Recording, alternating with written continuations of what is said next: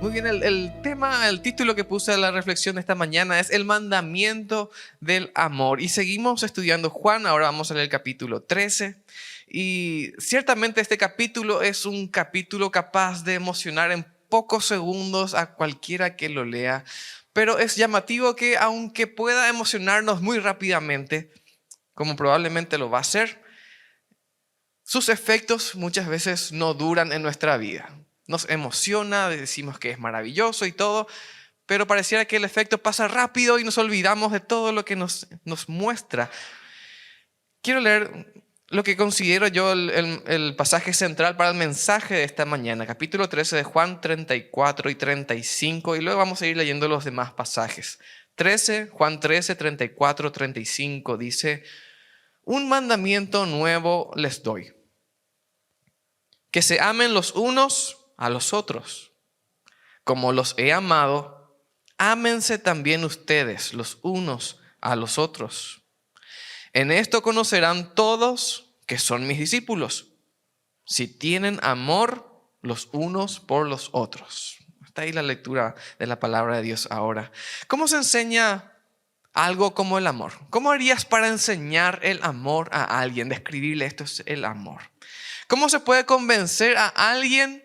Y tal vez esta es una pregunta para todos los que están casados, de novio o algo así, incluso de los padres hacia los hijos. ¿Cómo podrías convencer a esa persona de que esa persona es el objeto de tu amor más profundo y sincero? Puedes pensar un ratito ahí en eso. ¿Qué harías para convencerle de que realmente le amas?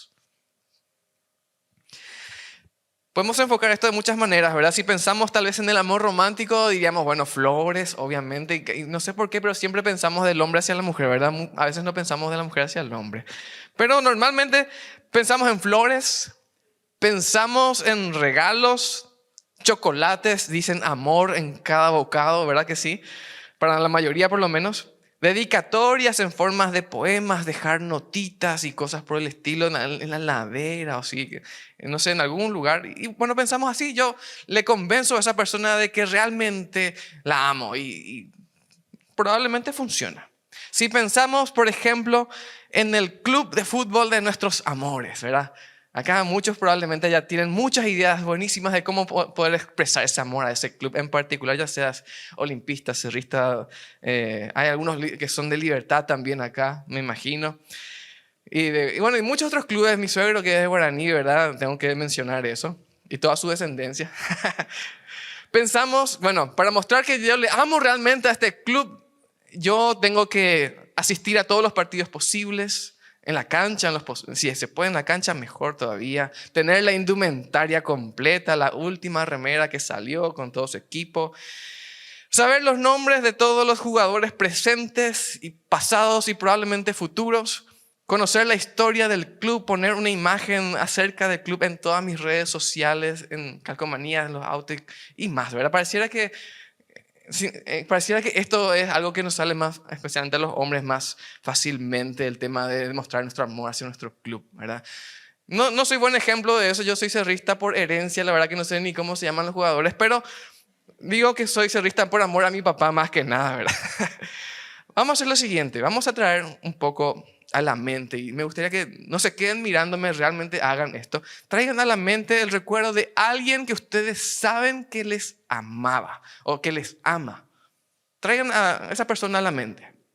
Piensen ahí en una persona. Esta persona realmente yo sé que me ama o que me amaba, o tal vez si ya partió puede ser también. Los que ya tienen esa persona, por favor, levantan la mano, así yo ya sé quiénes ya tienen esa persona. Ahí vamos por la mitad recién. Ya piensa en una persona que realmente les amaba o que saben que les ama. ¿Ya todos? ¿Sí? La gran mayoría por lo menos sí. ¿Cómo saben que esa persona les amaba? ¿Cómo saben que les amaba? ¿Era solamente por las cosas que le decía o era por las cosas que hacía? Probablemente eran por las cosas que hacía, ¿verdad? Por más que tenga hermosas palabras, las cosas que hacemos son las que nos muestran que una persona nos ama sincera, hasta incondicionalmente, ¿verdad que es así? Las cosas que hace. ¿Qué fue lo que te convenció de que esa persona te amaba? ¿Fueron lindas promesas ¿O fueron acciones? Acciones probablemente, para la gran mayoría de nosotros, acciones. ¿Fueron las promesas hermosas que nos regalaban notitas o el hecho de que cumplía sus promesas? ¿Verdad que da gusto estar con alguien que te promete estar y está? En esos momentos difíciles especialmente, y decimos, esta persona realmente me ama, me aprecia. ¿Por qué? Porque si yo estoy así, yo sé que me va a llamar, yo sé que va a venir, yo sé que algo va a hacer, aunque no tenga nada que ofrecerme, por lo menos va a estar a mi lado y si no puede me va a llamar o algo.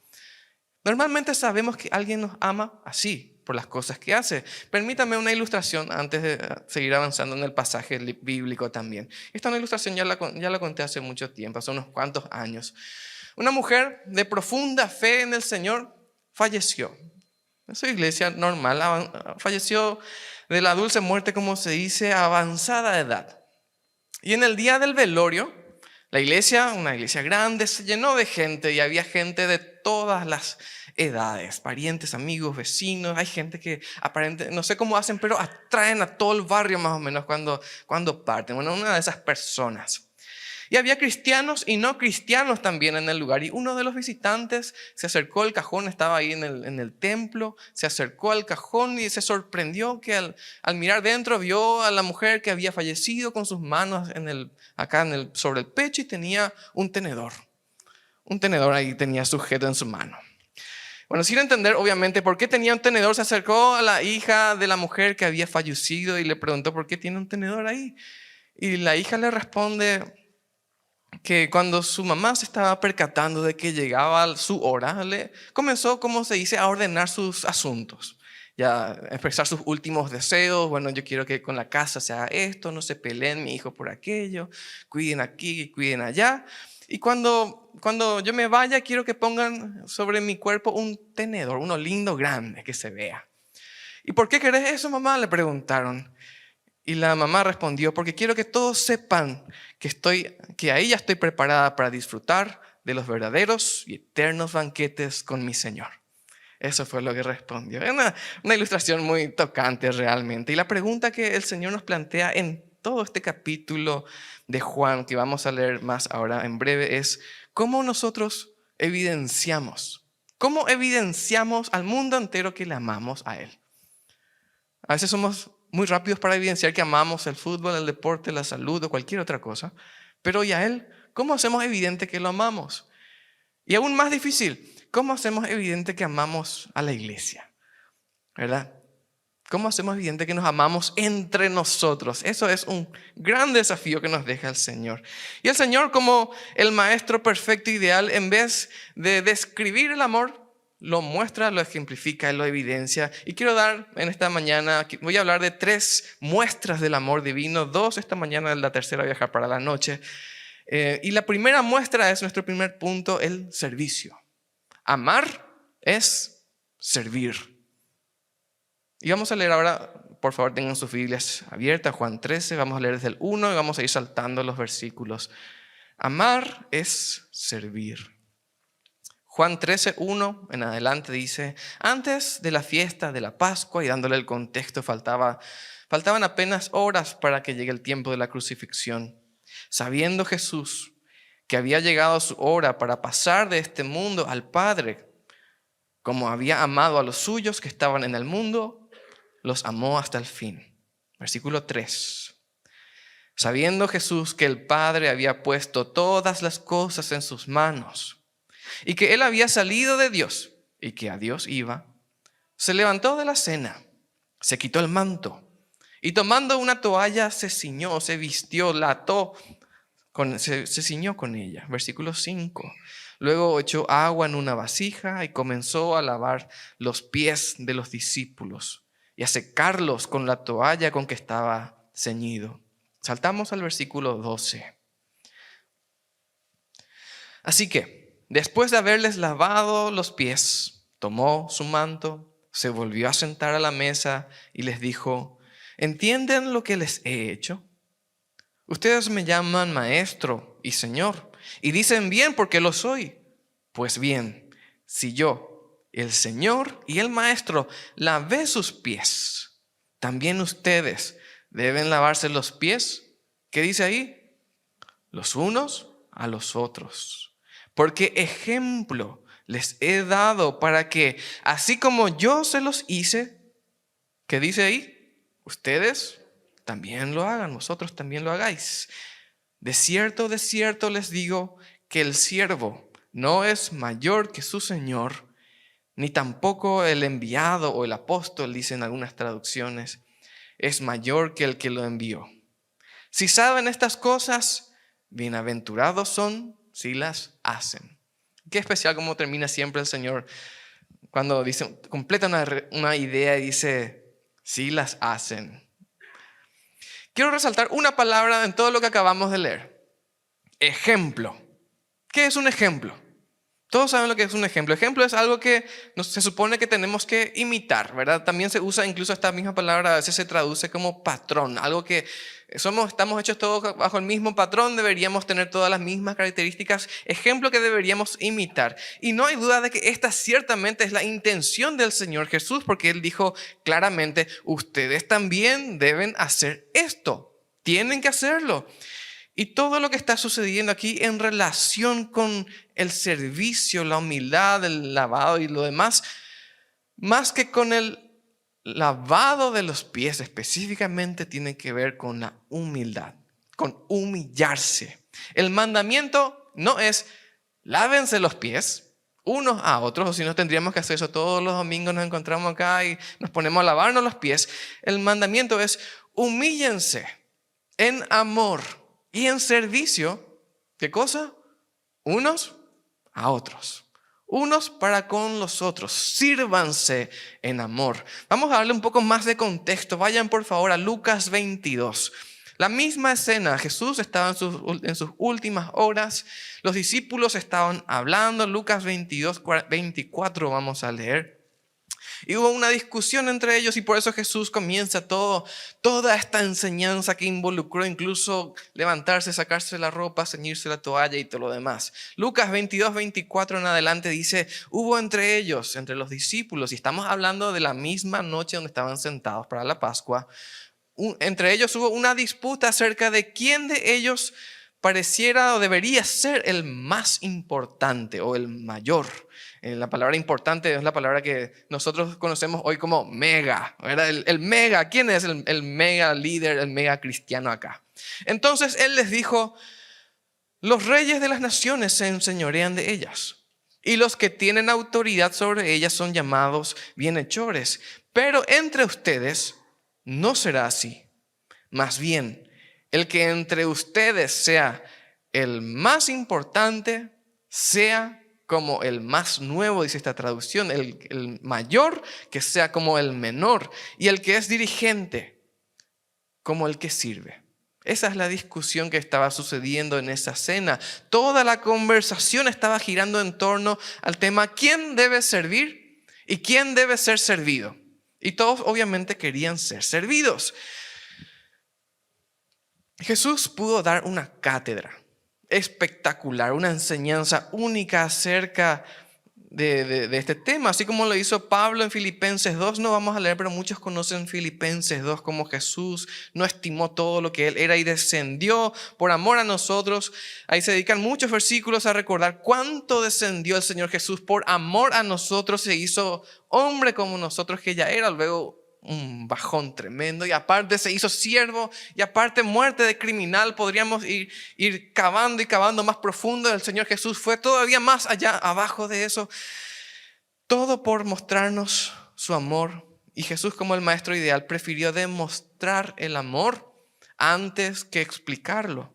Prefirió ejemplificar la humildad antes que describirla. ¿Y qué hizo Él? Lavó los pies de sus discípulos. Y recordemos quiénes estaban presentes en esa ocasión. Ahora, cuando nos preguntamos cómo nosotros deberíamos servirnos entre nosotros, tal vez digamos, sí, estamos todos de acuerdo, tenemos que amarnos, tenemos que servirnos, tenemos que humillarnos. Y la Biblia tiene en varios lugares varias listas de cosas que deberíamos hacer. Y yo sé que muchos aquí conocen estas listas. Sírvanse, ámense, perdónense, ténganse por estima, todo lo demás. Pero en vez de leer esa lista, me gustaría que vayamos al Salmo 133 y me gustaría que leamos la descripción de cómo debería sentirse estar en la iglesia. ¿Qué sensación deberíamos tener nosotros cuando llegamos de acá, nos reunimos y comenzamos a cantar, comenzamos a estudiar juntos la Biblia, comenzamos a orar? Voy a leer en la versión en lenguaje actual. Voy a poner también, está también ahí en la pantalla la Reina Valera, pero voy a leer la lenguaje actual. Así es como debería sentirse cuando nos reunimos. Alguien entra y dice, no hay nada más bello ni más agradable que ver a los hermanos juntos y en armonía. Eso deberíamos nosotros decir cuando entramos acá. ¡Ay, qué bello es estar acá! Es tan agradable ver esto, como oler el buen perfume de los sacerdotes, perfume que corre de la cabeza a los pies. Es tan agradable como la lluvia del norte que cae en el monte Hermón y corre a Jerusalén en el sur. A quienes viven así, Dios los bendice con una larga vida. Eso es todo lo que dice el Salmo 133. Y si bien tiene una profundidad mucho mayor que la que estamos mencionando ahora, me gustaría que te preguntes solamente esto. Tu presencia aquí en la iglesia, vos personalmente, no pienses en todos los demás, vos. Tu presencia hace que entrar a este lugar sea para los demás como entrar a un lugar ricamente perfumado. Entramos acá y decimos, qué buen aroma. No sé si ese buen aroma sean flores o un rico asado, pero un buen aroma que entramos y decimos, no quiero salir de acá. Es tan agradable. Es tan bueno ver a los hermanos juntos. Cómo se hablan, cómo se tratan, me renueva. Me anima, me conforta. Yo vine triste tal vez, pero al entrar acá, olí ese perfume y digo, qué bueno es encontrarme nuevamente con mi iglesia. ¿Es tu presencia en este lugar eso para los demás? Podemos hacer la lista. Podemos hacer la lista de los mandamientos que nos da el Señor acerca de amarnos, perdonarnos, motivarnos, exhortarnos y muchas cosas más.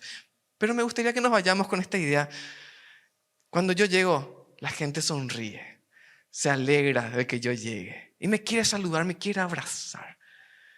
Y me quieren abrazar porque yo soy como ese perfume que llega ahí y parece que le alegro el día. Así debería sentirse cuando nosotros llegamos a la iglesia. ¿Cómo se siente? ¿Sentís un poco de mal olor tal vez en este lugar ahora mismo? ¿Hay un poco de repugnancia en algunos rincones de la iglesia? Tal vez falta un poco más de humildad. Tal vez falta un poco más de servicio. Tal vez falta un poco más de amor. Que nos amemos un poco más sinceramente. ¿Y cómo se hace eso? Con hechos, con acciones.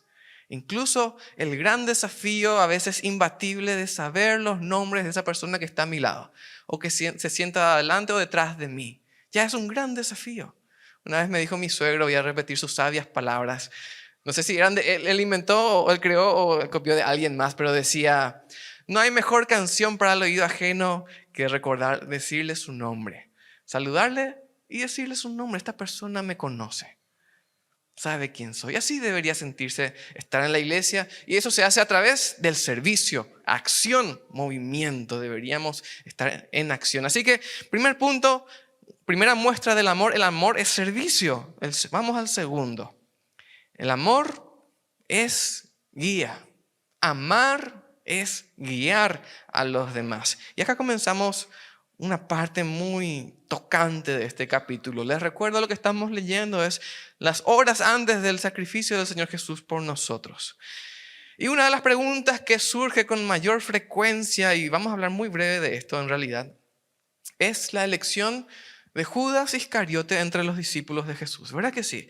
Cada vez que especialmente nos encontramos con un nuevo creyente o alguien que no es luego creyente, ¿por qué le eligió a Judas si sabía si era Dios? ¿Por qué le eligió si sabía que le iba a traicionar, que le iba a entregar y todo lo demás? ¿Tomó desprevenido a Jesús el plan de Judas? Él se iba caminando hacia un lugar y Judas vino y le puso zancadilla. ¿Qué fue lo que pasó? La traición era algo que descarriló completamente los planes de Dios, porque eso pareciera. Judas estaba destinado a la condenación. Dios ya le dijo, vos vas a ser el elemento de la traición y no tenés opción. Muchas preguntas surgen de esta lectura, pero yo me quiero concentrar en cómo usó el Señor Jesús esta circunstancia de que en esa cena tan especial había un hombre que lo iba a traicionar y lo usó esa circunstancia para afirmar sobre una roca firme a quienes le iban a seguir y estaban a puntito de comenzar una de las etapas más negras de su vida posiblemente. Y vamos a leer nuevamente Juan 13, por favor, abran sus Biblias, vamos a leer varios versículos. Juan 13. En el versículo 1, leímos recién, Jesús los había amado, dice, los amó hasta el fin. Versículo 2. Durante la cena, como el diablo ya había puesto en el corazón de Judas, hijo de Simón Iscariote, que lo entregara, y sabiendo Jesús que el Padre había puesto todas las cosas en sus manos, y que él había salido de Dios, y a Dios iba, se levantó de la cena. Ahí comienza la escena que ya leímos. Vamos a saltar al versículo 10. Jesús estaba hablando con Pedro y le dijo Jesús a Pedro, el que se ha lavado no tiene necesidad de lavarse más que los pies, pues está todo limpio. Ya ustedes están limpios, aunque no todos, porque él sabía, la aclaración de Juan ahí, sabía quién lo entregaba, por eso dijo, no todos están limpios. Y Jesús continuó enseñando. Vamos al versículo 17. Si saben estas cosas, bienaventurados son si las hacen. No hablo así de todos ustedes. Como el Señor Jesús va insistiendo en un punto. ¿Se dan cuenta cómo está insistiendo en un punto constantemente? No hablo así de todos ustedes. Yo sé a quienes he elegido, pero para que se cumpla la escritura, el que come pan conmigo levantó contra mí su talón. Desde ahora les digo, antes de que suceda, para que cuando suceda, crean que yo soy. Hasta ahí leemos la palabra de Dios. Hermanos, pueden sentir la tensión del ambiente en ese lugar. Una cena tremendamente especial. Estamos a horas de la crucifixión. La ciudad estaba conmovida, toda la ciudad, por un hombre que era considerado por muchos como el Mesías prometido, que él andaba haciendo milagros de aquí y allá. Hasta había resucitado un hombre. Los líderes religiosos abiertamente querían matarlo y el pueblo tenía miedo de hablar acerca de Jesús libremente. ¿Por qué? Porque tenían miedo de las autoridades que querían matarlo. Ahora estaban en pleno festejo de una de las fiestas nacionales más solemnes, que era la Pascua, y las cosas comienzan a ponerse más incómodas. Jesús habla y repite, acá hay alguien que está produciendo mal olor. Acá hay uno de los presentes en esta mesa que va a ser traicionado. Va a ser entregado a la muerte, uno de los que estamos aquí. Y uno de los presentes, nadie sabía quién excepto Jesús, era el traidor. Uno de los que estaba en esa mesa comiendo todos juntos, una fiesta especial. Y toda esta tensión podemos sumar que más adelante, en unos versículos nada más adelante Jesús anuncia que Pedro le iba a negar 3 veces antes de que el gallo cante. Ni siquiera iba a terminar la noche y ya iba a suceder todo esto que estaban hablando. ¿Qué hizo Jesús? Él afirmó de manera brillante, de manera admirable su identidad divina. ¿Quién era él como Mesías? Y al mismo tiempo afirmó a sus amigos, a sus discípulos, anunciando lo que iba a suceder. Eso es lo que hizo el Señor Jesús. Vamos a leer de vuelta el versículo 19. Desde ahora les digo, dice Jesús, desde ahora, antes de que suceda, para que cuando suceda, ¿qué cosa? Crean que yo soy. Todo esto va a suceder. Pero ya lo saben de antemano, así pueden creer lo que va a suceder y que yo soy. El Señor Jesús estaba diciendo esto. Todo esto va a suceder a partir de ahora. Y todo esto es parte del plan. Todo esto forma parte del plan. Todo está bajo el control del Padre Celestial. Jesús estaba diciendo, nada de lo que van a ver ni escuchar a partir de este momento, en todo este tiempo, es en ninguna manera victoria de Satanás. Nada de esto es victoria de los gobernantes de esta tierra que querían eliminar al que se creía Mesías. La muerte aparentemente va a tomar su víctima más gloriosa en las siguientes horas, pero la muerte también va a ser vencida en breve. El pecado pareciera tener un poder absoluto de destrucción sobre la humanidad durante toda esa noche que estaba a punto de suceder, pero la muerte va a ser clavada en el madero. En breve los amigos de Jesús les dice, en breve ustedes, mis amigos, van a tener que salir y a viva voz preguntar, ¿dónde está, oh muerte, tu aguijón? ¿Dónde está, sepulcro, tu victoria? Y los discípulos tendrían que anunciar, porque todo lo que nosotros vemos es victoria. Victoria sobre la muerte. Jesús guió a sus discípulos por los tiempos más difíciles de sus vidas, con algo que nosotros conocemos muy bien y que también está disponible para nosotros, las promesas de Dios. Sus promesas que guían, enderezan nuestros pasos. Jesús dice, todo esto va a suceder, pero sigan creyendo que soy yo quien está al control. Soy yo quien está guiando todo este acto que viene, lleno de dolor y aparente derrota. ¿Cómo vivimos nosotros esto hoy día? Lo vivimos con las mismas promesas, las mismísimas promesas de vida eterna y vida abundante que sostuvieron a los cristianos de todas las épocas, de todas las edades.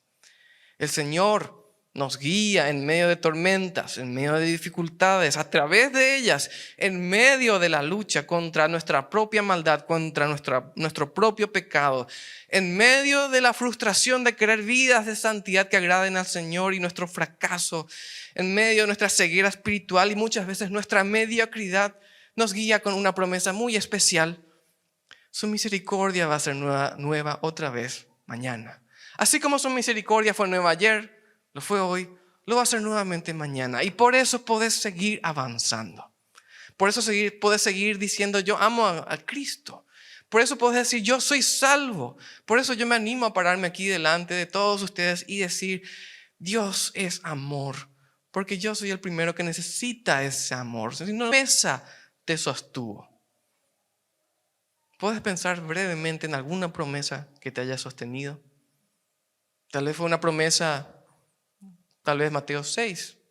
No se preocupen, yo sé que ustedes necesitan, yo les voy a dar. Búsquenme a mí. Tal vez la promesa donde dice, no hay condenación para ustedes. Ustedes los que están en Cristo no hay ninguna condenación. Tal vez muchos ahora mismo están aferrándose a la promesa de la vida después de la muerte porque nuestros seres queridos acaban de partir. Y yo quiero aferrarme a esa promesa de que le voy a ver otra vez por la vida eterna en Jesús. ¿Qué promesa te está sosteniendo?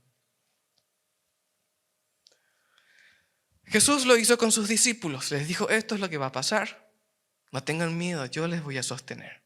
Todo está bajo mi control. Les ayudó a enfrentar tiempos de negra mortandad hasta cruzar la noche. Y ahora lo hace con nosotros. La pregunta es, y con esto termino, ¿estás dejando que Él te guíe? Sus promesas, sus palabras, ¿son la guía para tu vida? ¿Son lo que direcciona tu vida, lo que te sostiene? El amor de Dios es algo que debemos vivir y no describir. No lo aceptamos como una linda filosofía de vida, sino como nuestra norma de vida. Y no deberíamos necesitar hablar de Él, sino darlo a conocer con acciones.